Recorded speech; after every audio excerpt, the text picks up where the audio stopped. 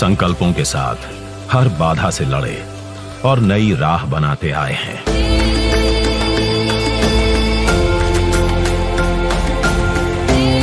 एक दशक में हर चुनौती पर जीत का परचम लहराते आए हैं।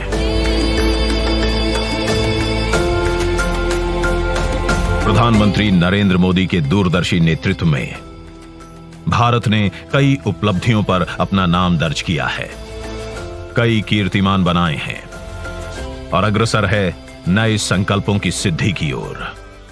विकसित भारत जो आत्मनिर्भर हो, विकसित भारत जो विश्व शांति का संदेश दे, विकसित भारत जहां सबको अपने सपने पूरे करने का समान अधिकार हो। एक उदाहरण कॉमन सर्विस सेंटर का है।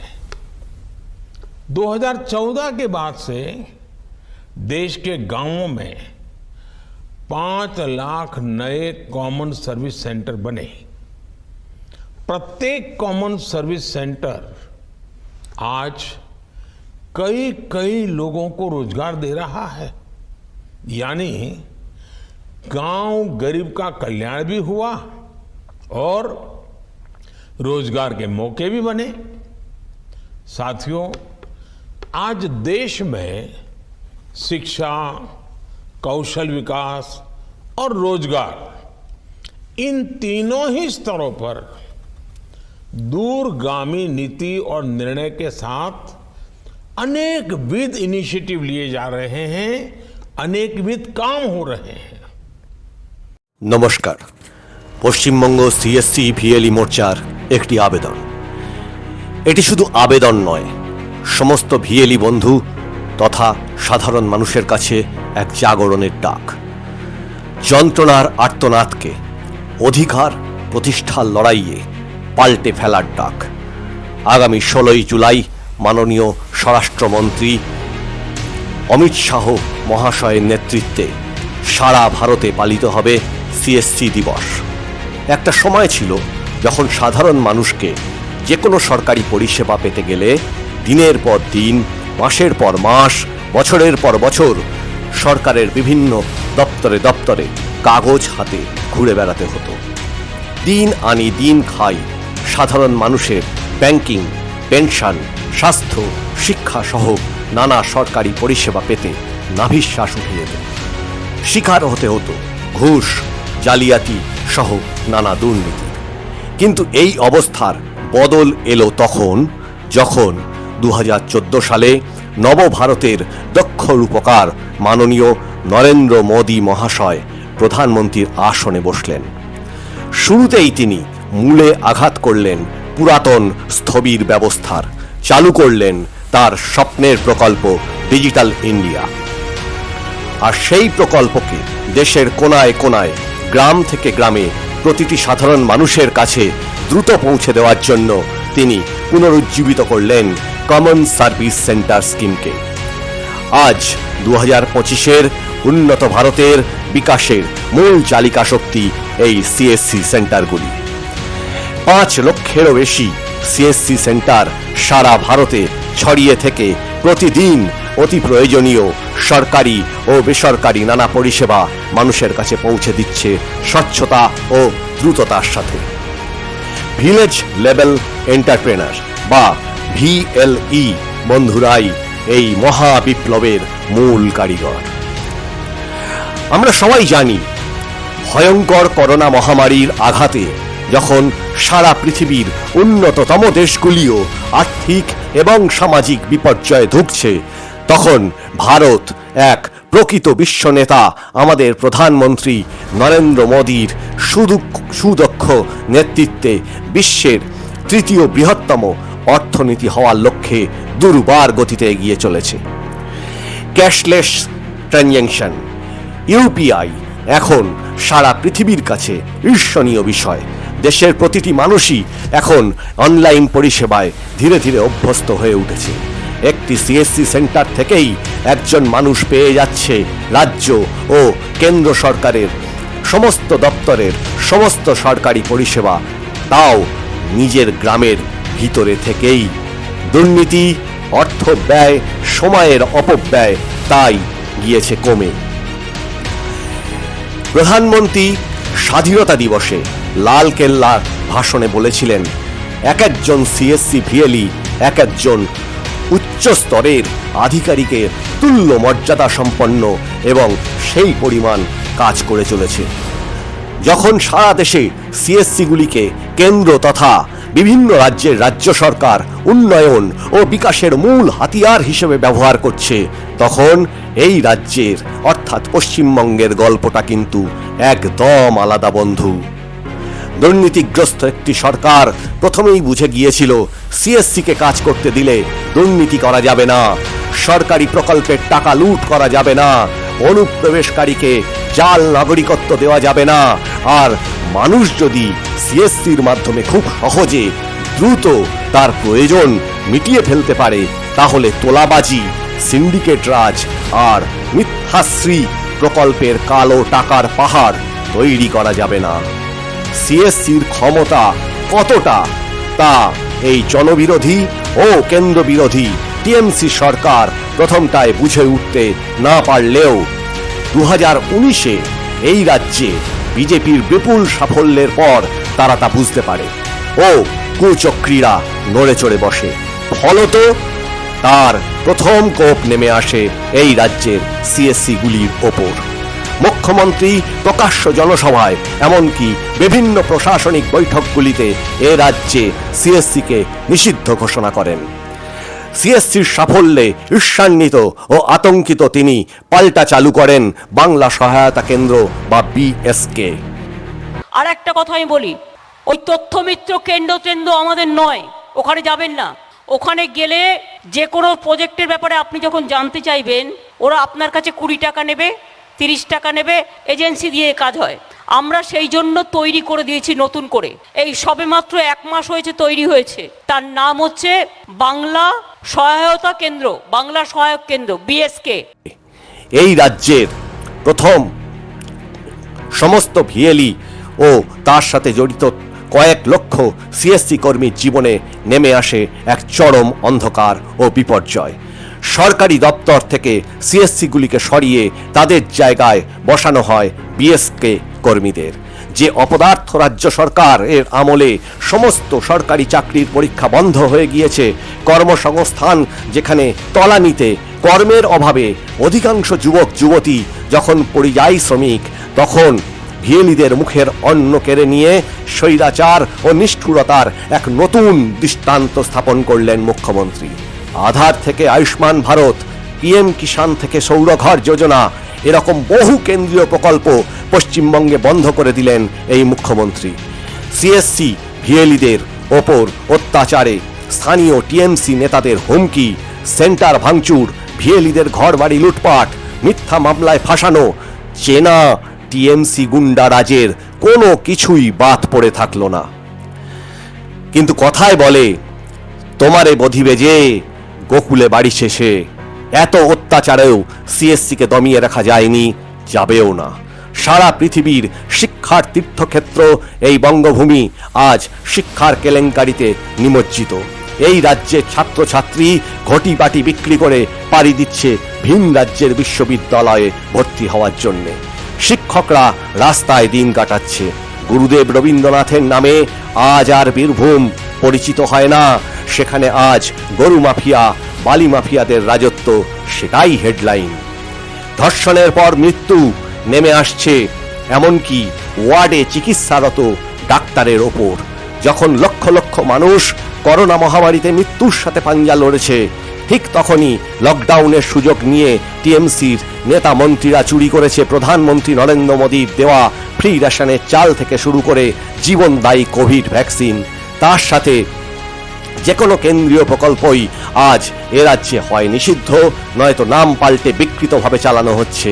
কাজেই সারা ভারতবর্ষের দুর্বার উন্নতির ও পরিচ্ছন্ন প্রশাসন ব্যবস্থার কানা কড়িও জুটছে না এই অভাগা বঙ্গবাসীর কপালে।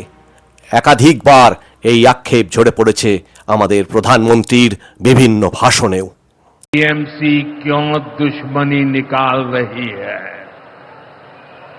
पश्चिम बंगाल के गरीब एससी, एसटी, ओबीसी के लिए जो भी योजनाएं देश में चल रही है, उनमें से बहुत सारी योजनाएं यहां लागू ही नहीं होने दी जा रही है।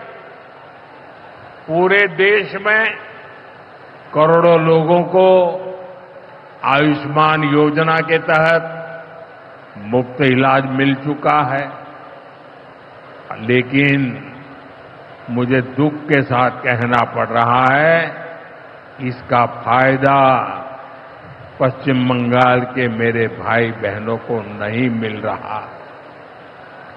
पश्चिम बंगाल का कोई साथी अगर दिल्ली, बेंगलुरु, चेन्नई गया है, उसको वहां मुफ्त इलाज नहीं मिल पाता है, क्योंकि निर्मम सरकार ने बंगाल के अपने लोगों को आयुष्मान कार्ड देने ही नहीं दिया। आज देश भर में 70 वर्ष से ऊपर के बुजुर्गों को 5 लाख रुपए तक मुफ्त इलाज की सुविधा मिल रही है। मैं तो चाहता हूं कि पश्चिम बंगाल में भी 70 वर्ष से ऊपर के सभी बुजुर्गों को मुफ्त इलाज की सुविधा मिले, लेकिन टीएमसी सरकार ये नहीं करने दे रही है। केंद्र की बीजेपी सरकार देश भर में गरीब परिवारों को पक्के घर बनाकर दे रही है। আর এই সমস্ত দুর্নীতি আর লুটপাটের উল্টো দিকে একটি অন্য সমাজ আছে যা বিকশিত ভারতের কথা বলে। প্রতিটি সিএসসিতে আছে শিক্ষায় সিএসসি একাডেমি, চিকিৎসায় সিএসসি টেলিমেডিসিন, আইনি সহায়তায় সিএসসি ই কোর্ট পরিষেবা, ব্যাংকিংয়ে ডিজি পে বা ব্যাংক মিত্র, এছাড়াও আছে আধার পরিষেবা, লাডলি বেহেন, আয়ুষ্মান ভারত, পিএম সৌরঘর, পিএম কিষাণ, প্রধানমন্ত্রী শ্রমজীবী মানধন যোজনা, ফ্রি উজালা গ্যাস, গ্রামে গ্রামে ব্রডব্যান্ড, স্ত্রী স্বাভিমান যোজনা ও বিশ্বকর্মা যোজনার মতো প্রধানমন্ত্রীর অসংখ্য জনমুখী প্রকল্প। এসবের মাধ্যমে এ রাজ্যের ভিএলিদের সামনে যেমন খুলে যাবে উপার্জন ও সম্মান ও মর্যাদার নতুন দিগন্ত, তেমনি সাধারণ মানুষের সামনে হাজির হবে কাটমানি ও দালালি মুক্ত এক উন্নত পরিষেবা ব্যবস্থা। আজ শুধু ভিএলিরা না, পশ্চিমবঙ্গের প্রতিটি মানুষের জীবন নরকে পরিণত হয়েছে, দেওয়ালে পিঠ থেকে গিয়েছে। এরপর সম্পূর্ণ বিনাশ ছাড়া আর কিছু অবশিষ্ট নেই। কাজেই ঘুরে দাঁড়ানোই একমাত্র উপায়। বিনাশের অন্ধকার পাতালে প্রবেশ নয়, উন্নয়নের স্রোতে এগিয়ে চলাই একমাত্র পথ। এখনো সুযোগ আছে বন্ধু, কিন্তু জানবেন এটাই শেষ সুযোগ। এই পচে গলে যাওয়া ব্যবস্থাকে ছুঁড়ে ফেলে দিয়ে নতুন সূর্যোদয় আমরাই আনতে পারি 2026-এ। তার জন্য সকল সিএসসি ভিএলিকে সমস্ত দ্বিধা দ্বন্দ্ব ভুলে এখন থেকেই একজোট হতে হবে। প্রতিটি ভিএলির সাথে নিবিড় সম্পর্কে জড়িয়ে থাকে তার এলাকার অসংখ্য সাধারণ মানুষ। পেনশন, ভিন রাজ্যে কর্মরত আত্মীয়কে টাকা পাঠানো বা লক্ষ্মীর ভাণ্ডারের টাকা তুলতে আসা গ্রামের সাধারণ মহিলারা, জমির পর্চা তোলা থেকে শুরু করে পরীক্ষার ফর্ম ফিল আপ, গ্রামের মানুষের দৈনন্দিন জীবনের অবিচ্ছেদ্য অঙ্গ আজ প্রত্যেক সিএসসি ভিএলি। তারাই পারে কেন্দ্রীয় প্রকল্পের সুফল আর এই রাজ্য সরকারের দুর্নীতির তফাৎটা প্রতিটি মানুষকে বোঝাতে, যা যে কোনো বড় জনসভার থেকেও হতে পারে অনেক অনেক বেশি ফলপ্রসূ। জানবেন, সর্বগ্রাসী এই স্বৈরাচারের বিরুদ্ধে ঘুরে দাঁড়াতে গেলে, এই ব্যবস্থার সামগ্রিক পরিবর্তন আনতে গেলে আমাদের একা লড়লে চলবে না, একত্রিত হতে হবে। আর আমাদের সারা পশ্চিমবঙ্গে ছড়িয়ে থাকা 40,000-এর বেশি সিএসসি এবং তার সঙ্গে জড়িত তাদের পরিবার ও সহকর্মী বৃন্দ মিলে সংখ্যাটা কিন্তু কম নয় বন্ধু। বদলের শুরুটা একদিন করতেই হয়, ঘুরে দাঁড়ানোর শপথ একদিন নিতেই হয়। আর সেই দিনটি হলো আগামী 16ই জুলাই। আসুন সেদিন সকলে মিলে শপথ নেই নতুন সূর্যোদয়ের। প্রধানমন্ত্রীর ভাষায় সবকা সাথ, সবকা বিকাশ, সবকা বিশ্বাস, সবকা প্রয়াস এর মাধ্যমে গড়ে তুলি বিকশিত ভারতের মতো এক বিকশিত বঙ্গভূমি। নমস্কার।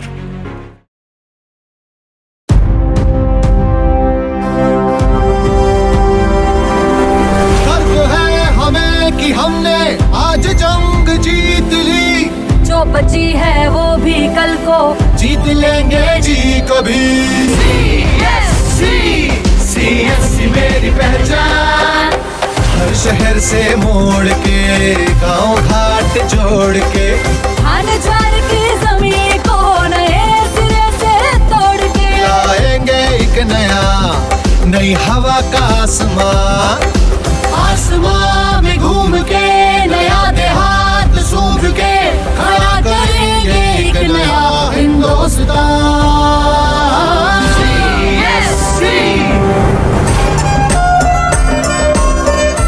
CSC मेरी पहचान। CSC माझी ओळख। CSC हमार पहचान।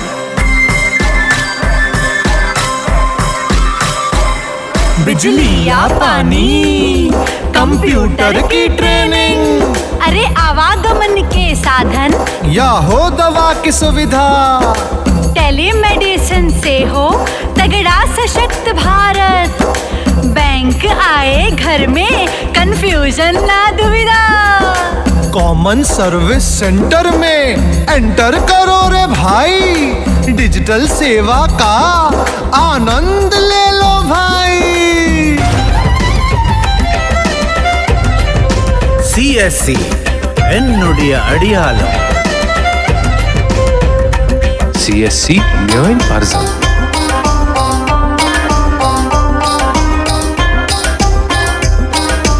CSC मेरी पछाड़। सर उठाए महिला ना हो किसी सहारे, हर गांव में है मजमा आधार पे हमारे, सरकार पास जाए क्यों आम बंदा जो हो,